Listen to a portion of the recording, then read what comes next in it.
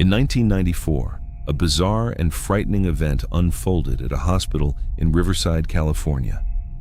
It involved a woman named Gloria Ramirez, who would become known forever as the Toxic Woman. This strange medical mystery baffled doctors, nurses, and scientists alike. Gloria Ramirez was a 31-year-old woman suffering from late-stage cervical cancer. Despite her illness, she was described by friends and family as vibrant and caring. On February 19, 1994, Gloria was rushed to Riverside General Hospital because she was experiencing severe abdominal pain and heart palpitations. As doctors and nurses treated Gloria, everything suddenly took a terrifying turn. Nurses noticed a strange, oily sheen on her body and a strong, fruity chemical smell. Then, some staff began feeling dizzy, faint, and nauseous. One nurse even collapsed. Her blood samples were strange too, containing unusual chemicals they couldn't identify.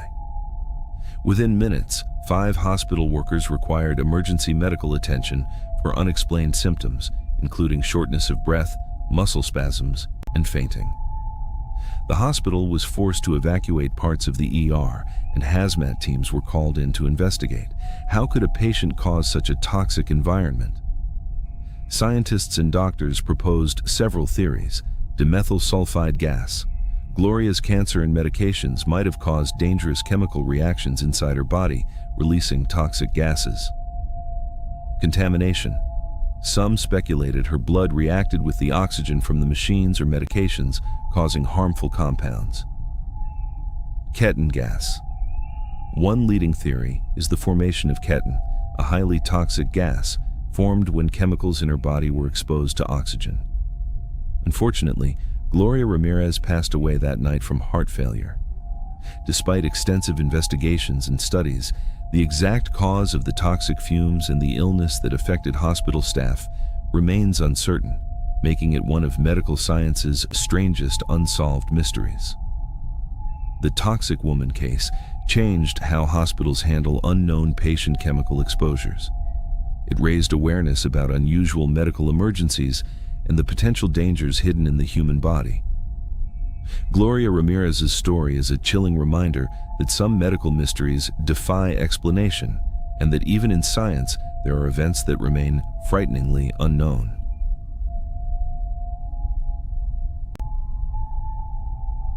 On Christmas Eve 1945, a fire destroyed the Sauter family home in Fayetteville, West Virginia. What made this tragedy unforgettable was not just the fire, but the mysterious disappearance of 5 of the 10 Sauter children. Their fate remains one of America's most haunting unsolved mysteries. The Sauters were a large, close-knit Italian-American family. George was a hard-working coal merchant, and Jenny was a devoted mother. On December 24, 1945, everyone was preparing for Christmas. The family's 10 children ranged in age from 3 to 20 years old.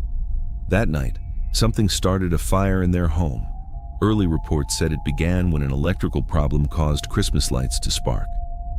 George and his wife escaped the burning house with 5 of their children, but 5 others, Morris, Martha, Louis, Jenny, and Betty, were never found. Despite the house being reduced to ashes, no definitive remains of the 5 missing children were ever discovered. George Sauter was certain that the children did not die in the fire. He believed they had been kidnapped, possibly due to the family's political beliefs or other unknown enemies. After the fire, George and Jenny received strange phone calls at night, sometimes heavy breathing, sometimes silence. Over the years, various sightings of children matching the missing Sauter kids were reported across the United States and even overseas. In 1968, a man came forward claiming to be Louis Sauter, one of the missing children, saying he was alive and well, but had been kept hidden. Several theories have emerged: kidnapping for political revenge. The Sauters were outspoken anti-fascists during World War II, and some believe enemies targeted the family. Insurance fraud or cover-up. Some suspect foul play involving the fire's cause. Mistaken deaths. The children died in the fire, but the bodies were never recovered in the chaos. George spent decades searching for answers, putting up billboards with photos of the missing children and refusing to give up hope. The town still remembers the Sauter family, and their story remains part of local folklore. The Sauter children's disappearance continues to puzzle historians, detectives, and paranormal enthusiasts alike. Was it a tragic accident or a sinister crime? The truth remains lost to time, waiting to be uncovered. In the early morning hours of June 10, 1912, a shocking massacre rocked the small town of Villisca, Iowa. 8 people, including 6 children, were brutally murdered in their beds with an axe.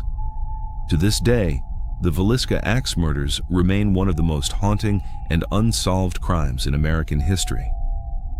The Moore family, Josiah, his wife Sarah, and their 4 children, Herman Jr., Catherine, and Boyd, lived in a quiet Victorian home. That fateful night, the Moores were hosting 2 visiting children, Lena and Ina Stillinger, nieces of a family friend. Everything seemed normal as the family went to bed. But sometime during the night, a masked intruder entered the home with a deadly weapon, an axe. The victims were struck repeatedly in their sleep, killed by blows so forceful they left severe trauma. On the morning of June 10th, neighbors became concerned when the Moores didn't respond. When police arrived, they found the horrific scene. All 8 victims lying face down in their beds or on the floor, covered with sheets, eerily untouched by robbery. The gruesome details shocked the nation. Detectives were baffled. No clear motive emerged since nothing was stolen. Several suspects arose, including a local minister, a man obsessed with Josiah Moore's sister, and a mysterious drifter.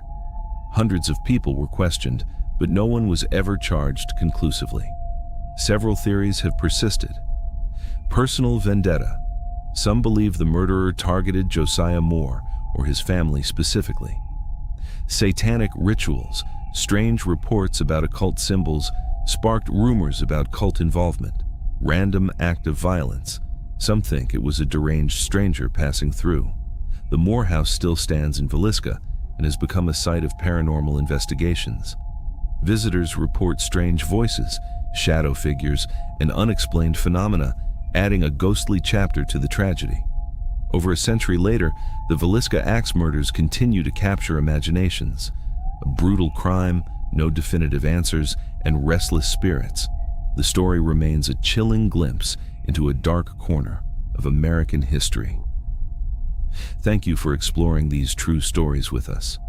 If you're fascinated by true crime mysteries and haunted histories, please subscribe and click the bell. Sometimes the darkness holds secrets that refuse to stay buried.